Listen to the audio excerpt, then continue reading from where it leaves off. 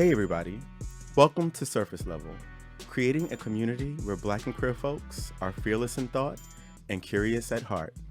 I'm one of your hosts, Tony, and today Jordan, Damon, and I are discussing being Black in white spaces. What advantages or disadvantages exist from being the beneficiary of respectability politics? What is the biggest misconception we face from our own community based on false perceptions of our proximity to whiteness? This is You Ain't Black. You Ain't Black.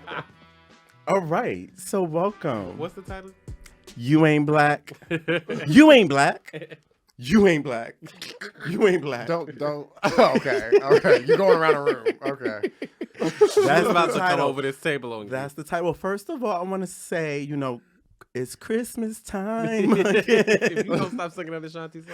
Well, it was such a, it sits right here in the back of my mind, behind God's back of my mind. Behind your mind's eye? Yeah, behind my mind's eye. My mind's eye. Right. Yeah, but it's Christmas time. Like, it's Christmas. the time are you girls in the Christmas spirit? Yeah, Kwanzaa.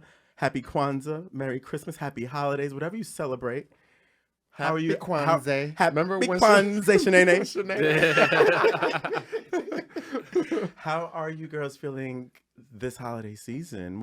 Are you planning to spend it with family? Yeah, my family's coming to New Jersey to spend the holiday with us. Who's us? Me and my partner. Okay. Oh, I love that. Me and my roommate. First time. My roommate. Yeah. Your roommate. Got it. Okay. So this is the first time the family will be all together in the house, the new place with you and your roommate. Stressing and me out. The dogs, the children.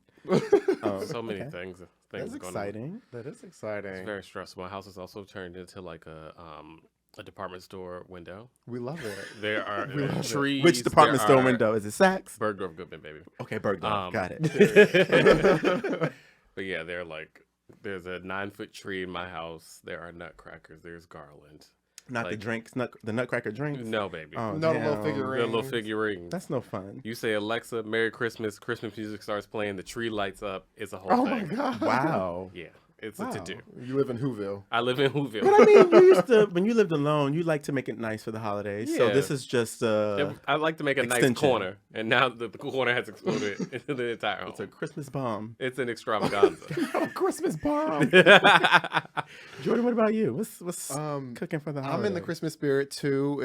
I have a Christmas tree which I love and adore. Really puts me in the Christmas mood. It's about a foot tall. I put it on my end table, but it really shines at night because when it's dark you can see it. And I also got a bunch of pine scented air refills, so it's a truly immersive experience. As soon as you walk in, it's like Christmas. So so I won't be celebrating Christmas at my house because I need a little bit more than that. So I'm going back home to New Jersey. I'm gonna spend it with family. Let my little cousins run around. To the rich auntie coming home. Everybody, all the kids want drones. Listen, I'm not. Here comes Jor. I'm bringing crab legs, okay? And I'm eating half of them. Yikes! Ghetto. So Yikes! For me, I think the holidays, I don't typically, the holidays are not what they used to be when I was younger. The family used to spend it together. Both sides of the family used to do traditional things on both sides. And now everyone's getting older. There aren't a lot of children in the family like there once were. And so it's just a different time of year. But at home, you got to get a wreath on the door, Christmas tree, you smell the real pine. And that makes the season brighter. So I don't know exactly how I'll be spending Christmas Day, but I do know that I feel in the holiday spirit this season as opposed to a couple years ago. I felt very Dark side. meh. it's that man. I was the Grinch. It's that man. No, well, the girls were saying I was glowing. So I was like, am I pregnant? No. There are gonna be new children in the family. Anywho, today I'm really excited. You guys should be really excited because we're bringing a special guest that's going to join us here at the table. And today's guest is known for keeping a job, but it's not Keke Palmer. You know him from his rise to fame on social media, but he later had his big break on one of daytime TV's most successful shows in history, The Ellen Show. He's an actor, a writer, a Capricorn like me, so he's amazing. And I mean, he wears more hats than LL Cool J. You tore yourself up with that So I one. did tear myself up with that one. I was ready to tell that one, child. So today we're super excited to welcome the Kalen Allen to our surface level family. Ooh. Yeah. Welcome. Hello. Oh, I love that y'all said that in sync. Hello. Good morning, Charlie. Okay. We are ever so excited for you to be here with us. We were talking about a few weeks ago when you went viral again on the Hopeless Romantic Society moments out on the street being interviewed. Girls.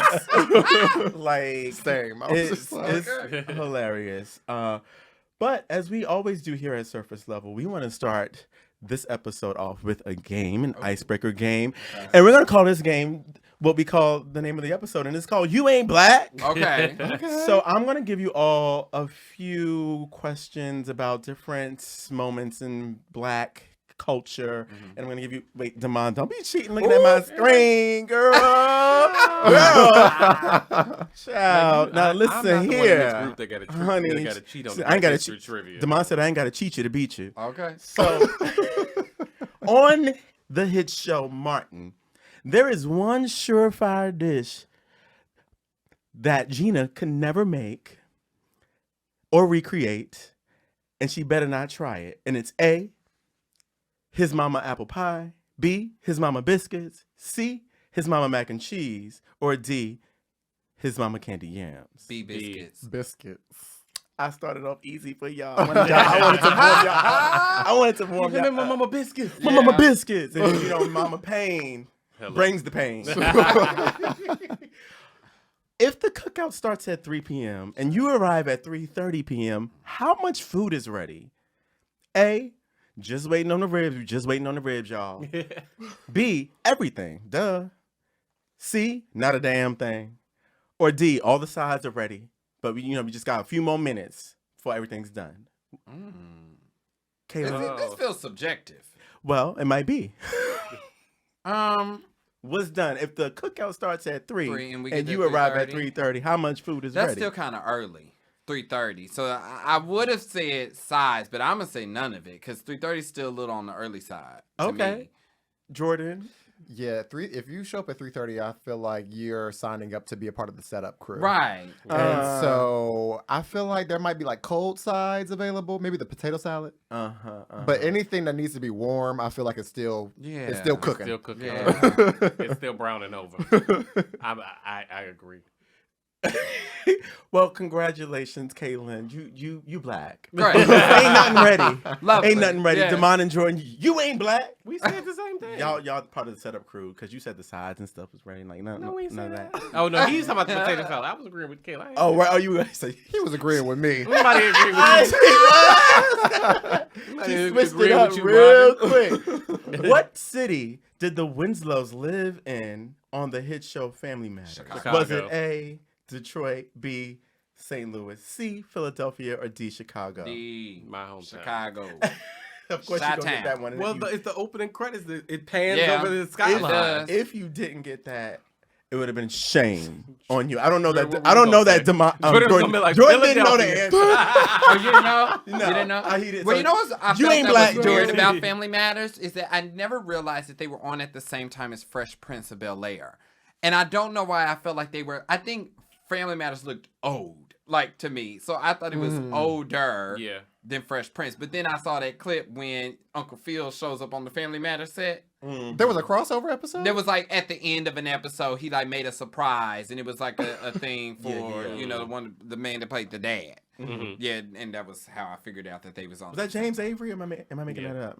Okay. I'm Black. That's great. That you know names, yes. All right. So if you open the fridge in a Black household and see a Country Crock butter container, what is more than likely inside? A, butter. B, ain't no telling. C, greens. D, soup. Or E, spaghetti. Now The let's start with spaghetti- Let's start with Jordan. Why do you keep doing you like this? Sorry, Jordan. Are you not racial? Not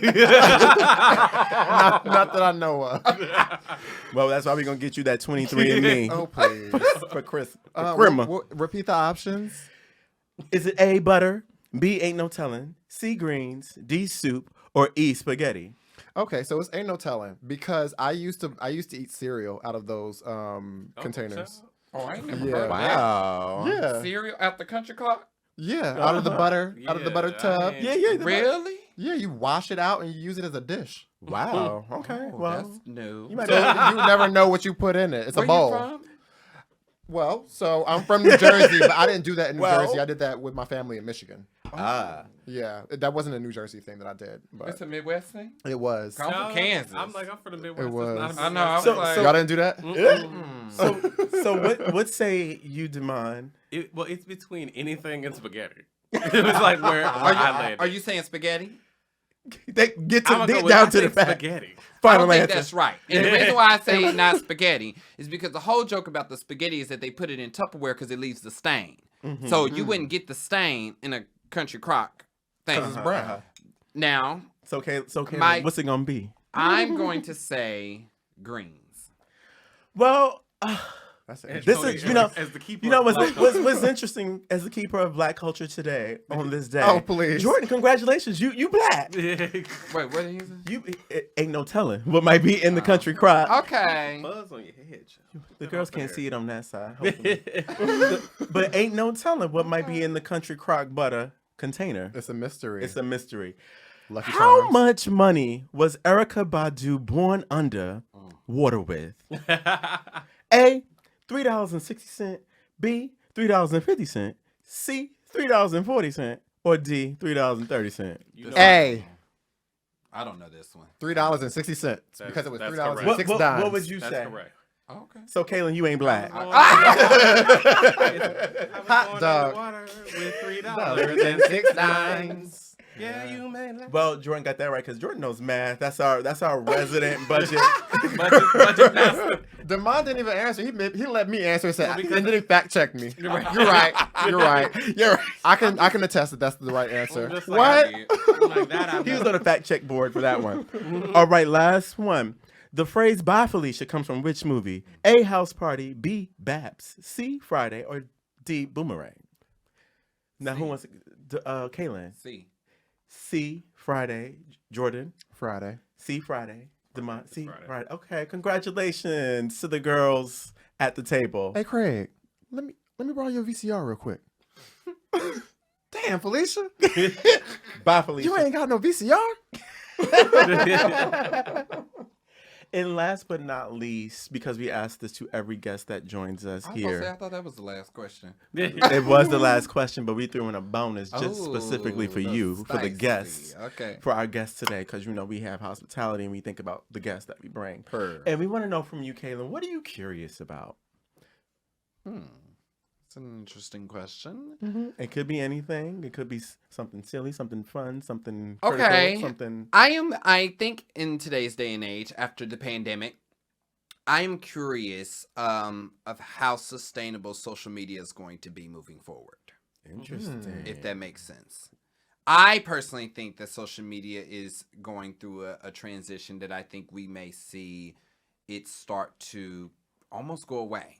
I think we're going to find people are going to start reverting back to old ways of like watching cable television and stuff like that. I think it is great how much we have progressed when it comes, but I think we're learning that maybe the cost is a little bit more than what we expected, if that makes sense, you know. So was the juice worth the squeeze? Because now with everything being all these streaming platforms and Right. stuff like that, it's given, well, I might as well have cable, child. Well, it's also like it's very innovative and you have all these things, but what are the checks and balances that have been established to help manage it? And I don't think that is what was prepared, you know. And so I think now it's kind of all over the place. And I think especially now when people are specifically like streaming services, when you think about all these different streaming services you're paying for, well, now you're essentially paying more than you would pay for cable, but because they're all separate entities, you don't even pay attention because you're paying all these different subscriptions. I think people are going to get to a point of being like,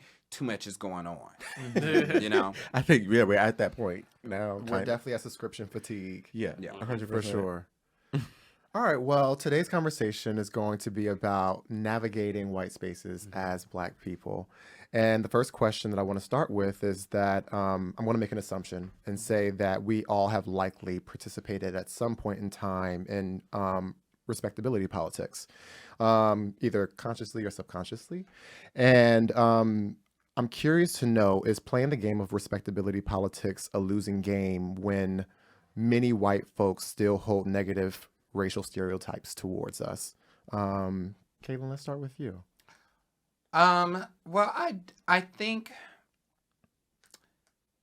it's inevitable for it to be a losing game. However, I think the difference is one's awareness of it. I think there are a lot of people that participate in respectability politics, but they are not aware that they are, if that makes sense. You know? So, for instance, like, say with me, we talked about the hopeless romantic, video, right? So for me, I felt as though I was glad that people got to see me in that light because I felt like that's how I am at home or with my friends. And I think on TV, because I work in sometimes daytime television or in more, I don't want to say conservative, but TV is just a different field. It's almost like you have to pick the time and place. You know what I mean? Yeah. And so I think there are different versions of me. I do think that there is all who I am, but there are different personas, and it varies depending on what the space I'm in and what I'm doing and how I operate in that. But I think I have awareness of when I am code switching, and if I feel as though that code switching in that moment for whatever that thing may be is detrimental to my overall image or brand. And so I think I'm very mindful of that depending on the space that I am in, if that makes sense. Yeah, absolutely. Yeah, I think like for so long we're taught to smile and nod, and that's what we've been taught for so long. And so I think a big part of it is recognizing what's going on, and by what's going on, I mean respectability politics, and then understanding that there's some unlearning that has to be done there. And the question that I ask is like, when is the jig up? When do you get tired of compromising your dignity? At what point does that matter to you versus putting on this performance to try to get respect from white people?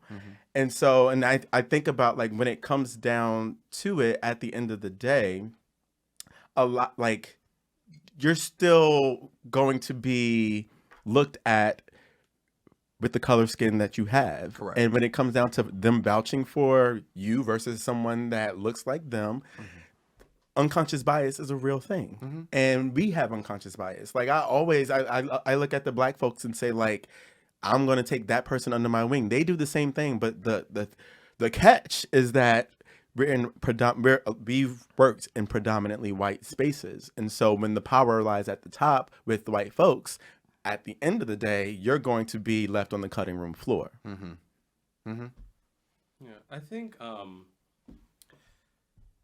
I've like earlier in my career, I think, especially ironically going to Howard in the business school, there was this idea that you had to be a certain way, look a certain way, have a level of quote polish that made you more presentable, acceptable, etc.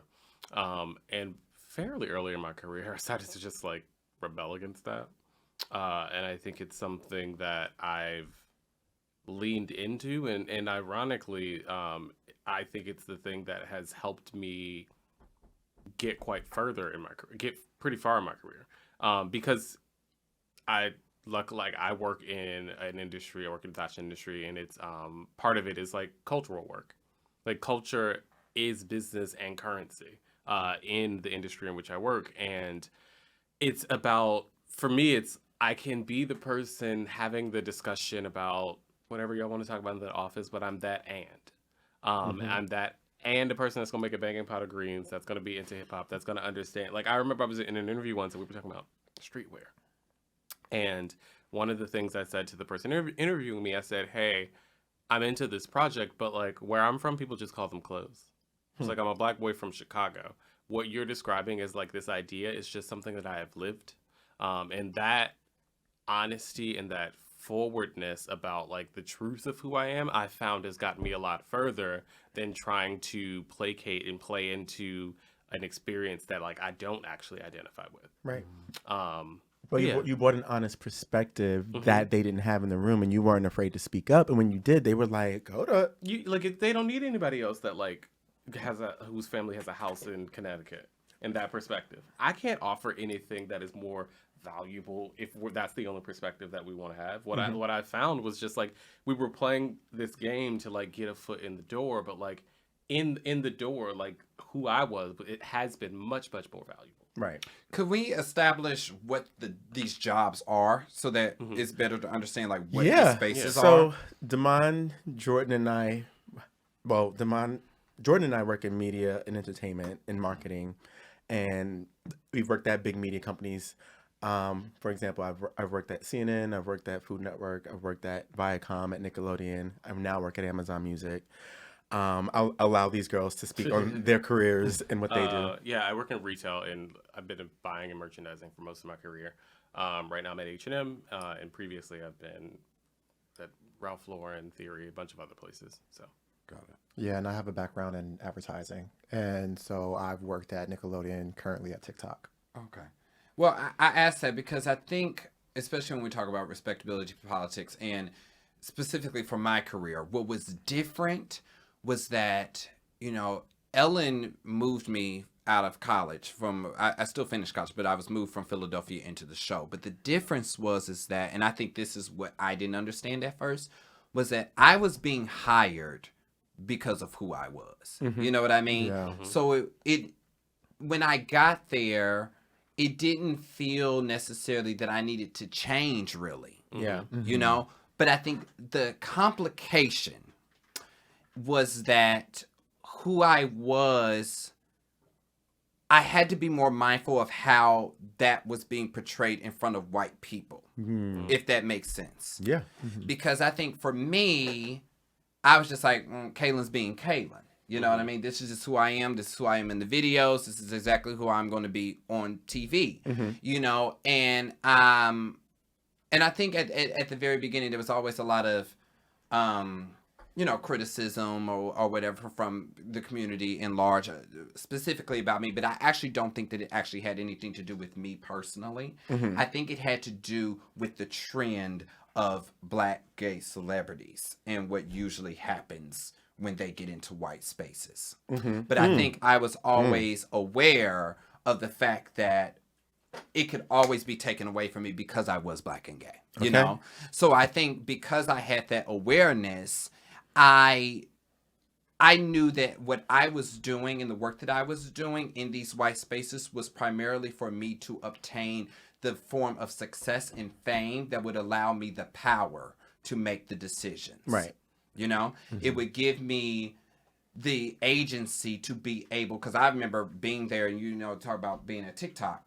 I remember like, if there was one thing that I did, it was like, if we ever had someone on that was like a white TikToker or something like that, and then I found out that they actually got that from a Black creative, I was always the person to be like, no, like, this is who actually deserves this recognition. Good. And I always fought to bring more Black voices into the show because I knew the power of the show as well. Were you intimidated to do that, or that was just a natural reaction and you kind of just like called it out? I feel like it was natural. I feel like it was almost my responsibility to do that because I did feel as though, this is where it gets tricky. I did feel as though there were some people in the industry that they would get that proximity to whiteness. Yeah. And they would change.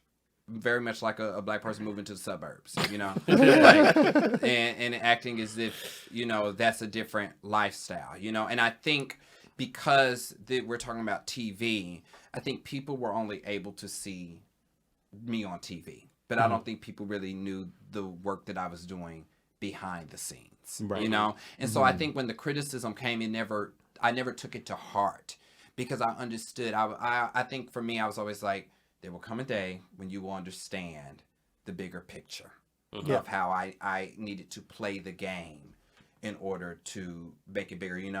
Like for instance, wait, one of you said you was at the when I did the thing at the Apollo, right?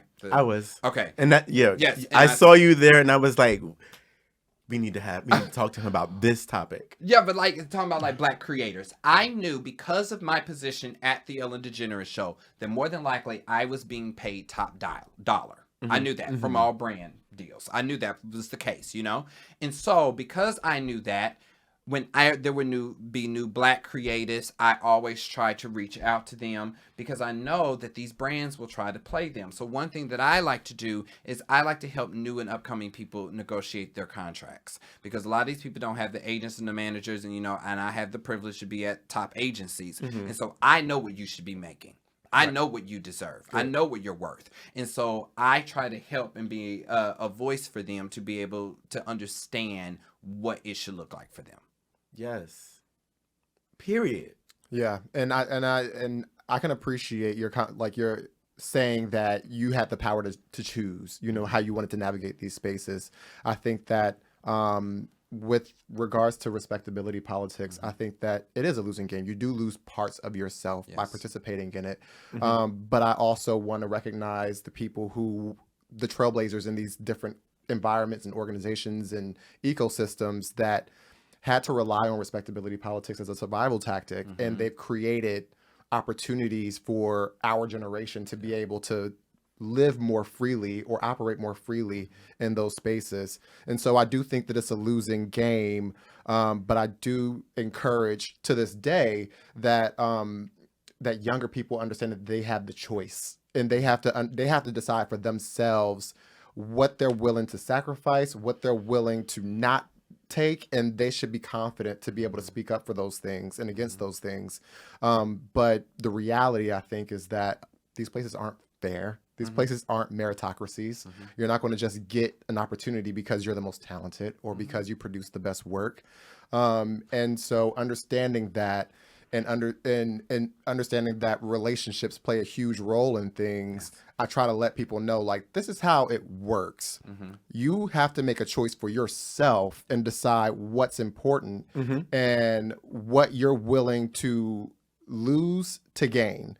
And I think that it's a sliding scale, and everyone varies, and people have more to lose. Some people have more to gain. And so when I have this conversation about respectability politics, it really comes down to, like, what is your unique situation and what are you trying to accomplish from it? And do you feel like participating in it is ultimately going to deteriorate your character? What sacrifices do you feel as though you've made? With regards to Respectability politics, of having to assimilate in these different areas. Do you feel as though there have been parts of you that you've had to leave at home or sacrifice, or that you've noticed down the line and been like, oh, this is how I behaved in this space because I had to code switch or whatever? Well, it's almost like the questions. Because that is the question that we want to ask, right? Yeah, I mean, I think that we're curious to know, like, what are the advantages and the disadvantages of benefiting from respectability politics. Yeah. So, Damon, why don't we start with you? When I saw this, I always think about, y'all remember that movie, The Butler? With Oprah and Forrest Whitaker and I can't remember. With Octavia Spencer? Yeah. And there's a line where Oprah's like, everything you have is because of that butler. And when I think about that conversation, it was just like the radical younger son and I think his girlfriend were just like, you just bend it into whatever you wanted for like this white guy in the White House. And then Oprah's just like, you don't understand how much of what you have today is because of that bending, of that shifting of that person. And I think for me, when we talk about like places that Black queer people should be in and what we should own, and I think my answer is always, I want us to have everything. And what I mean by that is, like, we can be people who have our own companies that do things purely how we want to do it. And we can also be the people that want to exist at the tables that didn't welcome us before. That's been my thing. Like, everybody doesn't want to be an entrepreneur. Everybody doesn't want to work in corporate. Some people may not want to work at fucking all. And all those things, all those things are fine and they can exist. And I think that there should be a level of respect given to the path that everyone chooses to take. And if we're particularly thinking about more of a corporate America or the media industry, on camera talent, like things that have already existed and predate anything that I will create today, I should be able to walk into that organization, and it should be a touch easier for me. It has been a touch easier for me because of the work that people have done before me, and that's not lost on me. And I don't think that, and it's been important to as we evolve and have this conversation about respectability politics, to not be condescending to what people in previous generations have had to do, to your point, about survival. Yeah.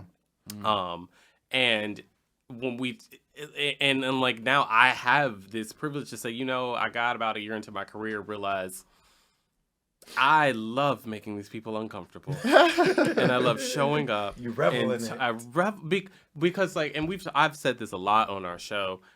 Few things I think do us more of a disservice than being comfortable.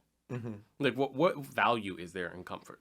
How, you're not growing. You're not challenging the status quo. You're not learning something new from your comfort. It's just sitting somewhere and it's being stagnant. And I think so many places, particularly when we think about workplaces, are used to like, let's not make people uncomfortable. We're going. No. I fuck that shit. Exactly. Fuck that shit. Like, I'm here because somebody made you very comfortable for a long time, and they've created a space in which the value of a Black voice in here is now you're like, oh yeah, there should be this seat at the table. Yeah, I'm gonna sit at the table, but baby, I'm gonna show out. And like and like that's how I think about like for me, it's about timeline and understanding where we are in the conversation and how each generation is doing something different based on the work of the previous people. Tony. Yeah, well, I did a little bit of research on the topic, and so I found this article on verywellmind.com, actually written by Adoche Ibe, who's a fellow Bison. She went to Howard. I think she's our class. She's around when we graduated, and I was like, oh, bitch, like, look at the universe. And it was called Playing the Game of Respectability Politics, but at what cost?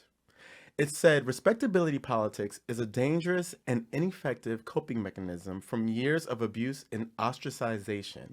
Although it may seem advantageous to just assimilate, there's little proof that shows people will no longer be persecuted for doing so. That was a bar.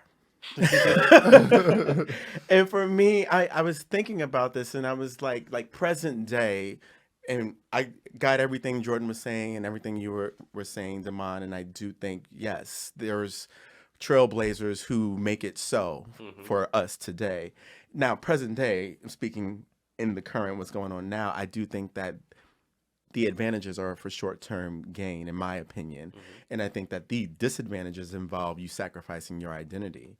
And I think you put this weight on yourself of representing the culture and carrying that weight on your back, trying to get respect from white folks because you're the one person in the room and you feel like you represent the whole culture. Every Black woman. It's all in me. And that to me is such it's unfortunate, but it's the cards that we are dealt, and I take those cards and I deal them back to you. I don't want the cards.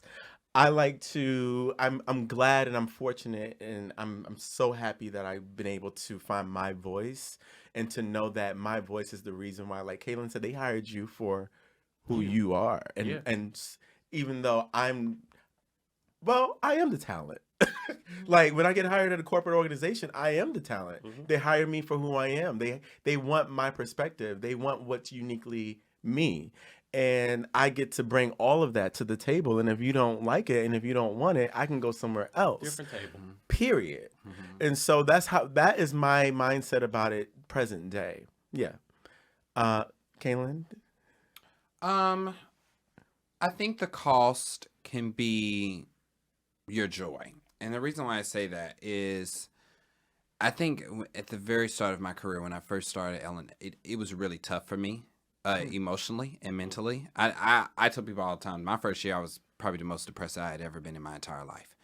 And the reason tell us. is because, for instance, it's like, for me, I was 21. when I got the job, and my entire life was changed in a matter of 3 months. And so I went from being a college student to now being on this nationally syndicated television show. And that time was like #1, you know what I mean? Yeah.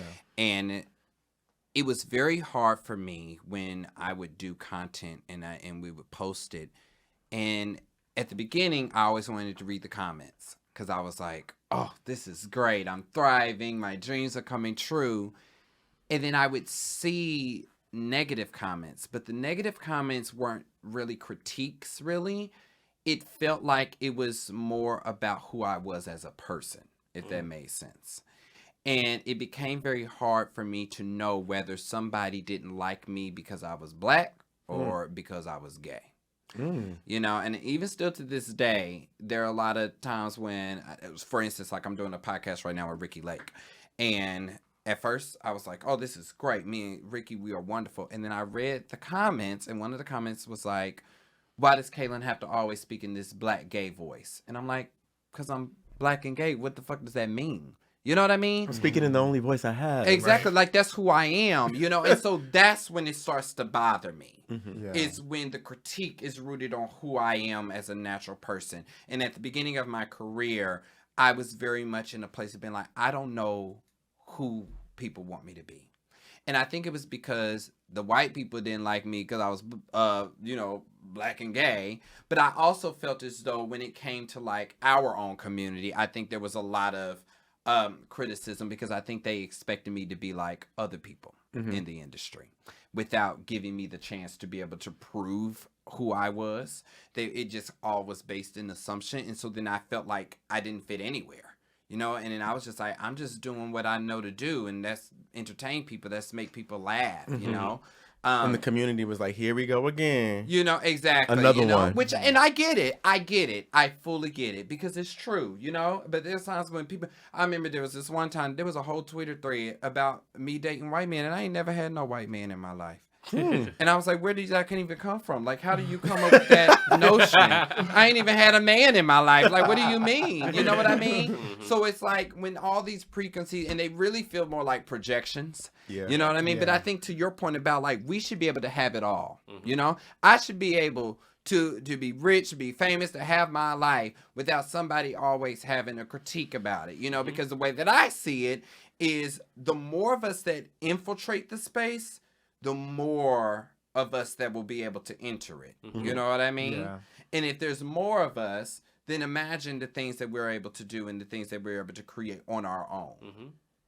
Yeah, I think that there's been just like a huge societal shift from the moments that maybe we started our careers to present day. Yes. I think coming into the workforce, I was hyper sensitive to wanting to be liked and accepted and celebrated. And I thought in order to do that, I need to sort of like find commonalities with the people that I was around and maybe leave parts of me at home.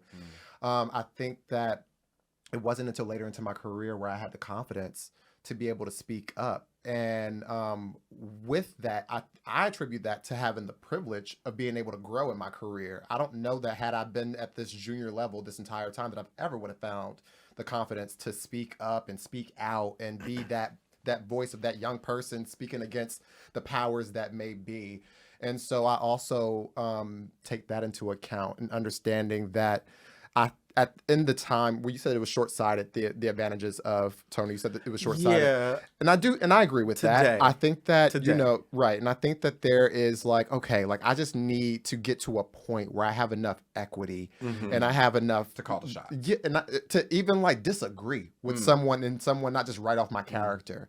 Because what I hear a lot often, especially from people in our community and just Black people in general, is that they decide to not speak out as much because they don't want to be branded as difficult, which is easier to happen to us. And that's why I asked Kalen the question about what, like, you calling bullshit. Well, see, Like, was that intimidating? Because I was like, well, let me speak a little bit about that. yeah, go ahead. I think that, listen here. If there's one thing Kalen does, is he is very vocal and has always been. And I think it gets me in trouble a lot. I think a lot of things that have gotten me in trouble is my inability to participate in respectability politics. Work. I think especially in media spaces, like I've always been the one to be like, no, that's fucked up. Like, no, that that you're appropriating or you're taking something from somebody or something like that. Like I've always been at the front of that. What got you there? Like, because you're said you were 21, they're coming in strong. Like, what gave you that courage, that fervor? Like, how? I wish that there was something that I will. Okay, maybe this is probably a lot of it. So I think maybe it has a lot to do with my coming out. Maybe, and me and my mother having a very difficult relationship during that time, and me being on my own. And I think me being independent in that time just told me that if I lost myself, then I would lose it all. So I think I learned in that moment that I was never going to sacrifice who I was, because I think the way that I thought about it was like, well, if my mother can decide that she doesn't want to be in my life at this time, I don't care about what anybody else got to say. You know what I mean? Because to me, that was the ultimate betrayal. You know what I mean? So it's like, I don't give a shit what anybody else got to say, because that's my blood. This is the person that's supposed to have my back. So why would I be in here losing sleep with you? And I think also, and maybe this is a Capricorn thing, it's just like, all right now, I'm always just like, we here. We are sisters. I'm always We in the stick together. space of being like, I'll just figure it out my damn self. You know what I mean? I think underestimation, or any time that anybody has doubted me, I've just been like, well, okay, I'll just move on. I'm very resilient in that mind. But I did want to say something about respectability politics, and I want to bring up somebody that I think played the game very well, and it's controversial.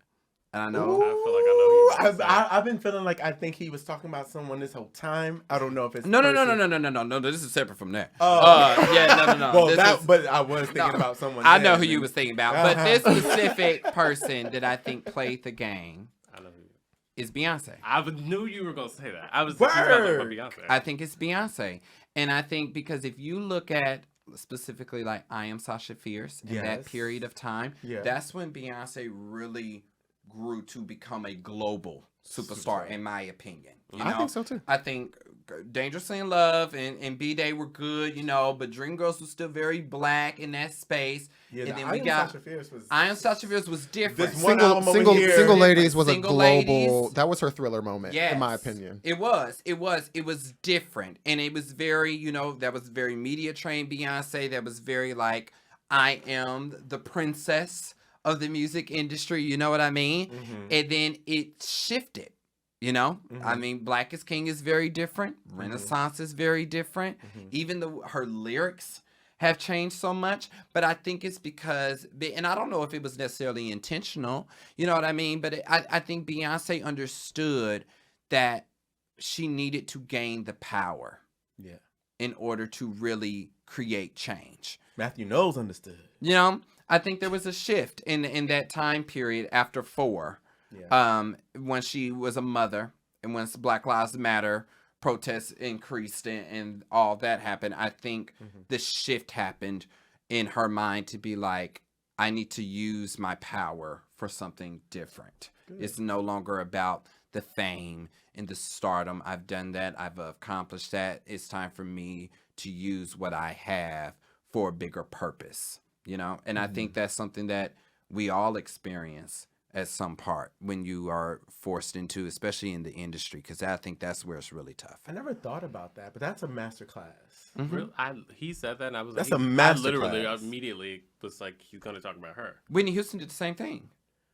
For Whitney Houston's first part, she was booed at the Soul Train Awards, because people thought she was too white, And then when you get once you get into It's Not Right, But It's Okay, that's a whole different sound. That was her R&B album. Exactly.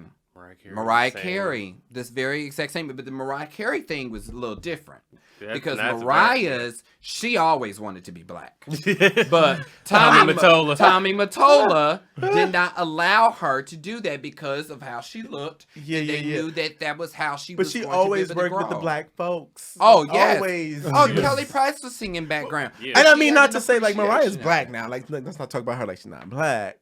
But it was giving because she looked how she looked. She had the image. Yes. And it got her the power and the status and the Exactly. the respect. But I mean, because when you look at the Emancipation of Mimi, the comeback, but Yeah. it was like Butterfly was when she got away from Tommy Mottola. And even that album is so drastically different than all the albums that came before that. Right. Yeah. Word. Come on. Was it Music Theory? that would not be music theory. That's not Music Theory. It's like writing This notes. is something, Yeah, baby. it's okay, baby. I'm just You talking said about this is something. the conversations. Music giving me history would be a music more history. appropriate.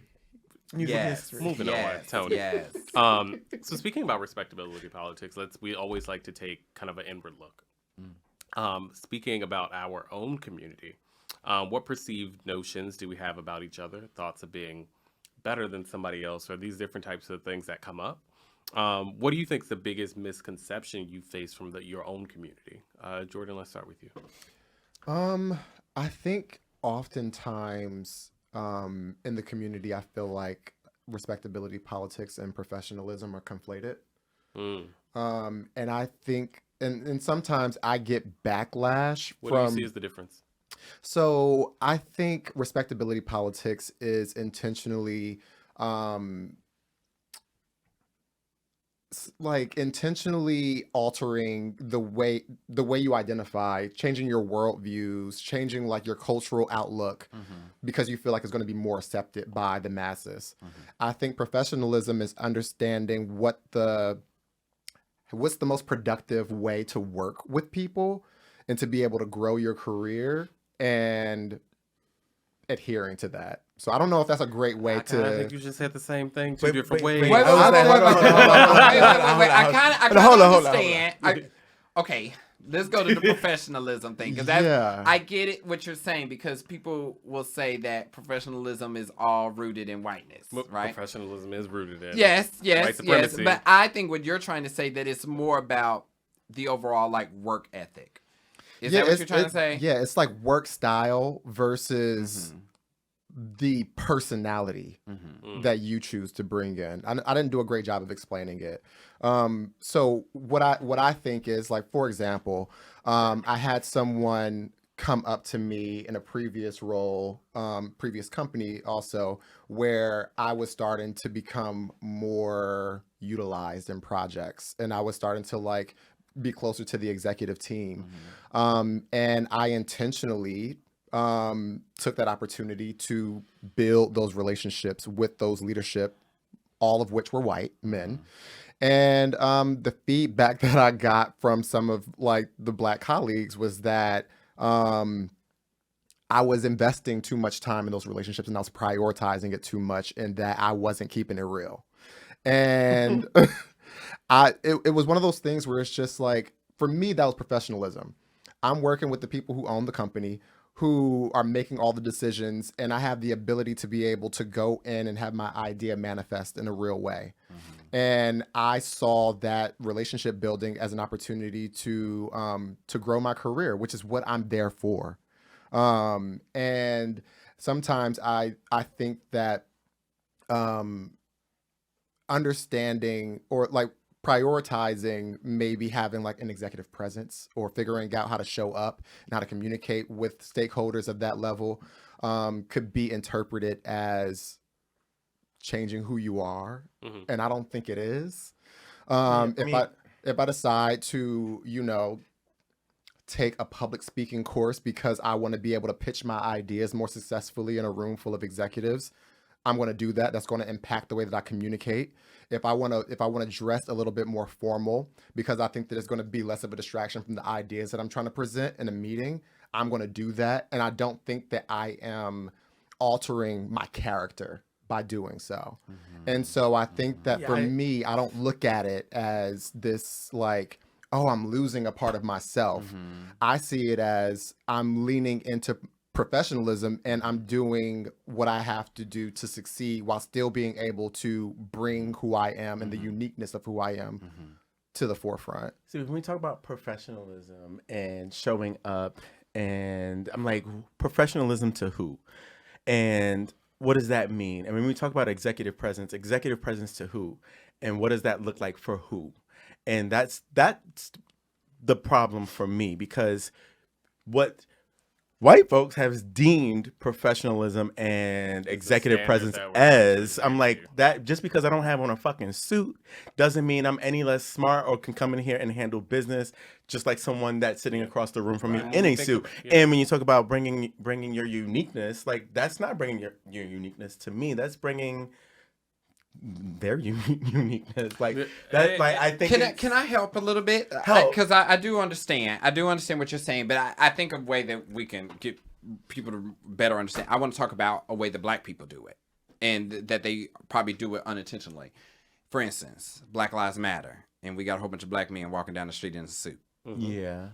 I've never been a fan of that. Oh. No. Because to me, the idea of what it's perpetuating is that if I'm a black man and I wear this suit, this means that I'm more dignified, or that this means that the cops aren't going to stop me. They're going to treat me different because I'm dressed like this. Yeah. You know what I mean?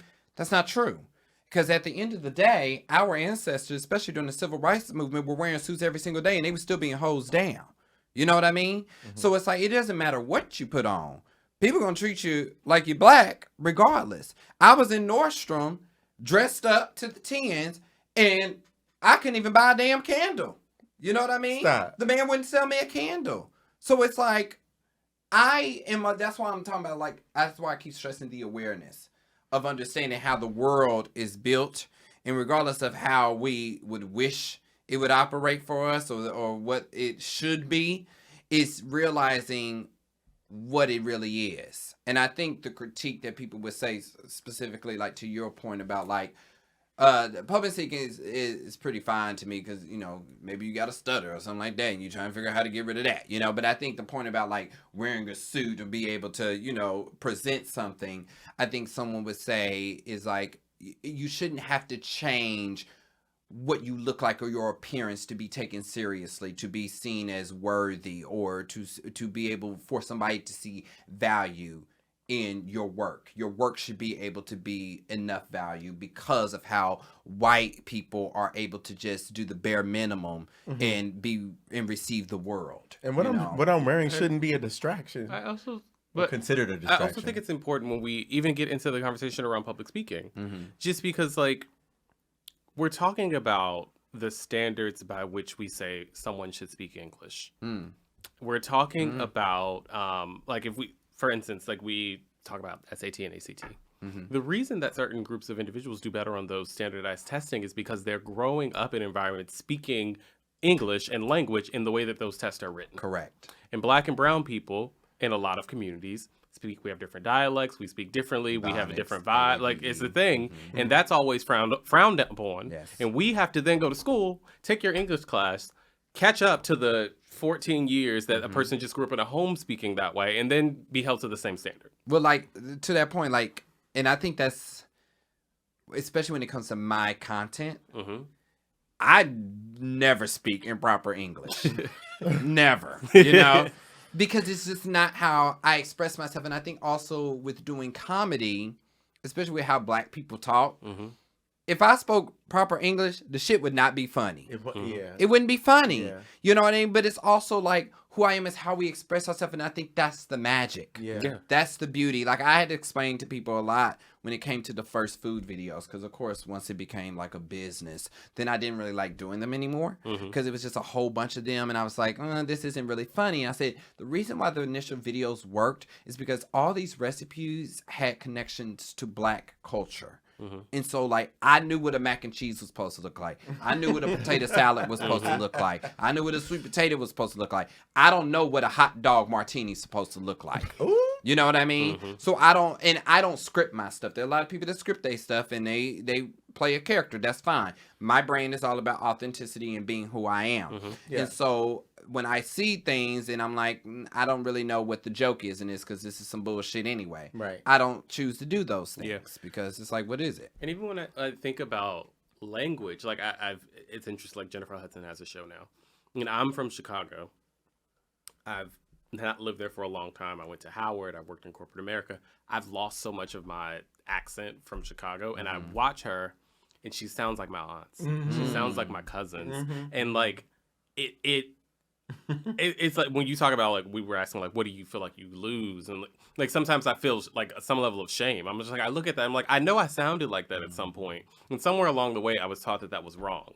And I was taught that to be taken as seriously as a professional, I need to sound different. And then to see this woman who's an EGOT now, let's just do that, like put some respect on her name, and to see that she has so much of it, it is so refreshing for me, and like something that I hope more people can see and don't feel like they have to fucking lose. Oh my God.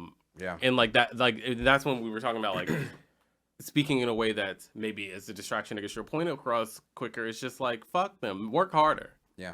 It you know what distracts me when you are talking the way you do, growing up in fucking Nantucket. I'm distracted, and I don't know what you're talking about. Distracted. I don't have these experiences, and you have to explain them to me, and I can explain something to you, and now we're sharing something. Right. Yeah. And one of us is not bending to the other's will, and defining that as the standard by which we deem success, by which we deem like. Yeah, so I think that's, and we're like completely off track now. Don't matter, but I don't give a fuck. To bring like, it back, because yeah. I do have an answer to this biggest misconception about me, and personally, is that I think people have often thought like, oh, he thinks he's too good, or that his shit don't stink. And I sat with that, and I was like, actually, Maybe your shit I don't am stink. too good, ho. I am too good, ho. Like, what? And what about it? you are too, because you know baby. what? I'm too good to be bogged down thinking about what you think about me based on how successful I am. And if you had a career or a job or a business, you would know what it takes to run one, but you don't. That like it's projections, and we've been talking about that too. But to me, I'm very clear about who I am and how I navigate these spaces and how I exist in these spaces and how I take up space in these spaces that are predominantly white. So Wait. Can I ask you a question about Yeah. that or speak on that? So do you feel as though Love when the guests what I have to ask love? questions. Well, listen, no, I can't help it. No, settle in. We love that. But so this is what I wish. I wish that we would just understand. I think a lot of times, specifically in our community, we live in this hive mentality that everybody has to be the same. You know what I mean? Like, I wish that wasn't the case. Y'all been to Trappy Hour? Okay. Yeah, absolutely. So you know, when I don't really like clubs. I don't like clubs. I don't like going out. Like, it's just not what I enjoy. Yeah. You know? And I remember it was a couple years ago, and I went to Trappy Hour the first time. I'd never been. And I got in there, and we was packed like sardines. It was hot. I couldn't move, and I hated it. And I think because of how miserable I was, because that just wasn't what I enjoy as far as the space. It had nothing to do with who was there. It had to do with the situation of what we were in. Yeah. I think because of at that time of already being on Ellen, and I think it gave off that I didn't want to be around these black queer people. And that wasn't the case. You know what I mean? And so, because I think there may have been a story that was posted afterwards that was like in the realm of like, I know some people were like in the room or something like that. An Instagram story? Clear the air. I think Clear the so. air. And it made an Instagram I story? think so, but granted, you know, and I talked about it with the person, whatever, and we got that together. But but I was just like, I just wish that we could just understand that everybody don't want to go to the club. Everybody don't want to do this, that, and the other. You know, everybody has their own likes and what they enjoy. And if they're somewhere that, you know, they don't feel fulfilled or they don't feel joy, then either they gonna leave or they not gonna go there. You know what I mean? The fun is that capacity. Right. But I loved Lambda Lounge. I was like, oh, see, look, there's plenty of room in here. I got a table, I got a chair. Like, I like this. You know what I mean? So it all depends on going where you feel your spirit is fulfilled. I already know I'm bougie. I already know that. She's a bougie You black know, girl. you don't Shout have out to to my tell me homegirl that, Carla you Gibson, know? Carla G. Yeah. Exactly. Like, it's something that I am fully aware of. And I don't shy away from that, you know? It's like, y'all been to my house. I was about to say, babe, we've been in your house. Right, like, you know how I do things, you know what I mean? And I just let that be. And I think one thing that I am proud of is that I never judged anyone for what they like. I am very... You're not going to yuck someone else's yum. No. I'm like, I love that that's what fulfills you, that makes you feel good. I promote that at all times, you know? Yeah. Okay, so I think let's wrap on something that's a bit uplifting. So, what do you think what are we all doing to break the cycle and the notion that assimilating in order to thrive in predominantly white spaces is the path that we have to take? Like, what are we doing for the people coming behind us? Jordan, you want to start? Sure, I'm gonna throw it off one more time. But I kind of want to get past this idea that assimilation, acculturation is this inherently and exclusively negative thing. I think that it happens all the time. Would you tell somebody who's going into the Marines to not assimilate? No, because there's no way they're going to be successful in that environment. Would you tell somebody who's going to a foreign country to live for 6 months to never eat with a different utensil or try to speak the different language or try to, adjust to the certain customs? No, you wouldn't do that. I think that what I like to share with young people that I'm talking to is the power of choice, which I think this younger generation is very clearly aware that they have. And I think it's thanks to social media and thanks to Black Lives Matter and thanks to just like the global conversation around inclusion is that the younger audience can determine for themselves, assess a situation, assess an organization, assess an ecosystem and say, okay, this is the culture of this environment. What from this environment do I feel like I don't mind assimilating to because I see the value in it and I think that I can actually benefit from it versus what do I feel like is going to be destructive to my integrity and who I am and my character and rejecting that. And so when I talk to younger people, I try to be a little bit more like I try to guide them as opposed to direct them and let them know like the reality is that they are going to be a cause and effect for everything. You are an adult now. You have to figure out for yourself what is important to you.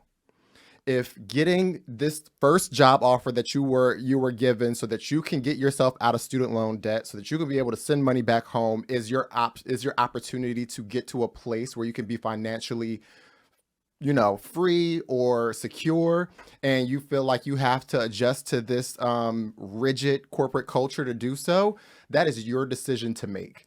I'm never going to look down on somebody for deciding to assimilate to be able to create future opportunities for themselves. I think that what I try to do is just let them know that this is the reality of the situation and that it's a deeply personal decision that you need to make, and you need to be aware of what the true costs are, because there's always going to be a cost for assimilating and acculturating. And the cost will be your own culture at some point, your own identity at some point. So I do a lot of mentoring. Now that I'm further in my career, I do a lot of panels and things like that. And I just try to communicate the power of choice and really take an inventory of why you make the decisions you make. Yeah, we don't have time to go through all this right now, but I think there were some false equivalencies in that statement. And I think when you talk about going, like traveling and experiencing new cultures and learning from people in exchange, it's a very different thing than like going into a workspace and pretending to be someone else. And I think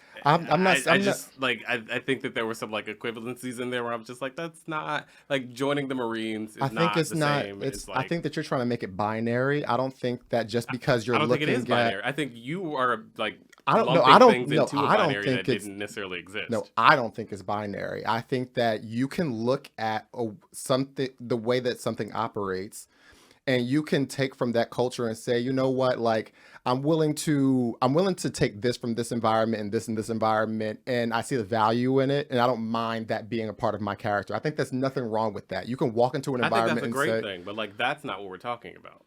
Yeah, it's different. How? Because I think that experiencing new things and deciding like, oh, actually, I enjoy this and I want to continue to experience this and I want to take this into my experience, that becomes part of who you are. Yeah, like you're never been into a profession. That's not a trade-off of like who you are. Well, I think what we're talking about is when you like trade off the authentic parts of the stuff that you showed up with. Like, not going Right. into new spaces and learning something new and getting something new, that's amazing. But when you're going to somewhere and you're like leaving the little things that I'm you gonna be came less with, of this, that's more of that's that. a different thing, and I think that's what we're talking about. That has I'm nothing to I'm do responding with to the word assimilate, and what we mean by that is looking at an environment, looking at an ecosystem, and adopting the norms in that environment as part of your own. And I don't think that that is 100% exclusively negative. I think that there are opportunities where you could actually gain something or find But I value feel like in we've some of talked that. about how it's not it's people had to do that. There were trailblazers who have had to do that so that we now have the opportunity to just walk in more authentically. And for me, I have three things that I want to say. And for me, it's when it comes to what I'm doing differently, it's I feel like I'm being an example that you can be who you are without compromising your identity and still thriving in white spaces. Number two is by putting black and brown folks up on game so that they realize what I didn't realize earlier. And then number three is by continuing to speak truth to power and using the seat that I have at the table so that I can make my thoughts and opinions known. That's what I feel like I can contribute to helping change the narrative and change the minds of folks that are in those spaces that have power, but then folks that also look like me so that they can understand it once was like this, but this doesn't have to be your story or your narrative if you choose, because we're talking about choice too. Yeah. And I do think that it is a choice. Yeah, I think for me, the thing that I'm being very conscious about is finding joy in the fact that people don't have to do what I may have had to do previously.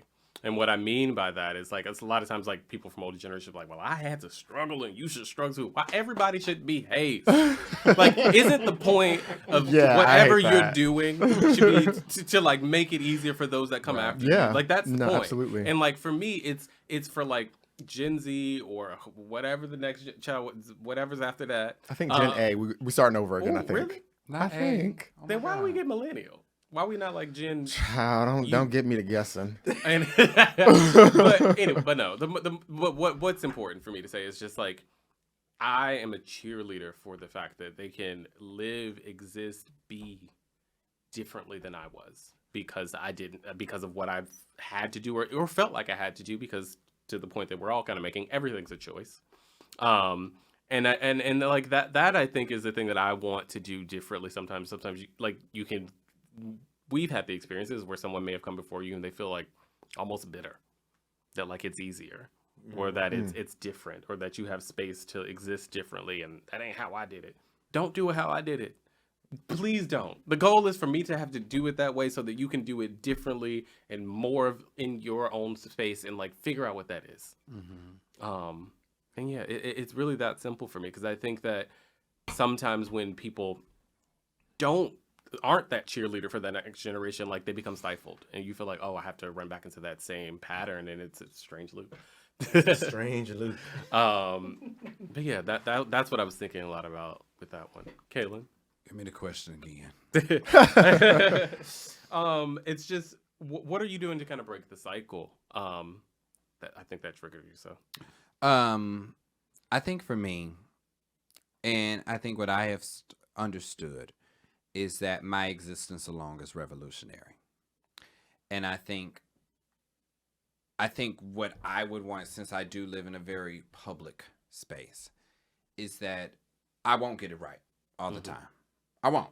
I will make mistakes, but I want people to understand that I have the dignity and the self-awareness to be able to check myself in the moment to not make the same mistake again and to do better with the knowledge that I learn as I continue to grow and change.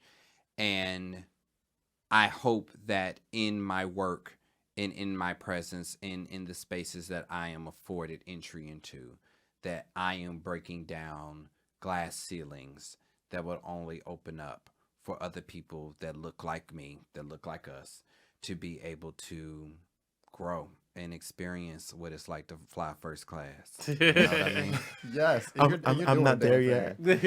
I'm trying to get to Delta 1, but I'm working on my medallion status. I don't pay for Delta One when it's me paying for it, okay? Because it's mighty high. Mighty high ticket, honey. Well, Kalen, first, thank you so much for joining us. Like, very spirited conversation, but I think a really beautiful conversation. And just anything that you have coming up, or if any of our listeners haven't found you, how that's possible, I don't know. But how they can find you on social, or any of the projects you have coming up that you want to share with our listeners.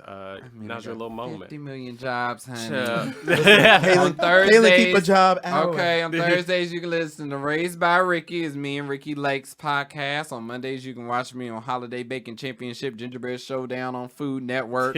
I got 50 million jobs. You watch my show Snack on This on Cooking Channel. So I got a lot of things. So just follow me at the Kalen Allen. I make it very easy for everybody. Yes, amazing. Well, thank you again, and it was a pleasure having you. Thank you. And that is all the time we have this week. This season of Surface Level is presented by Moby, Mobilizing Our Brothers Initiative. If you enjoyed this episode, let's keep the conversation going. Let us know your thoughts and questions at surfacelevelpodcast.com. And remember, stay curious.